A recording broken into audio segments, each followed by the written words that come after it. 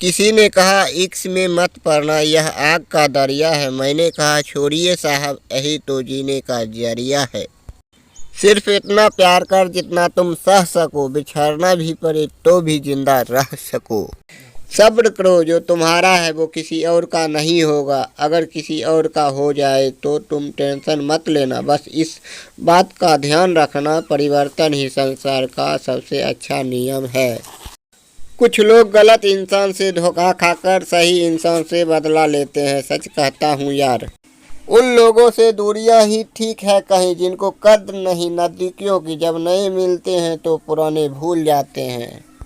सच्चे प्यार में भी हमने हजारों लोगों को भी बिछड़ते हुए देखा है यार। दिल है कि मानता नहीं, कब क्या होगा कोई जानता नहीं। Writer Rajpati Gupta plus singer Rajpati Gupta.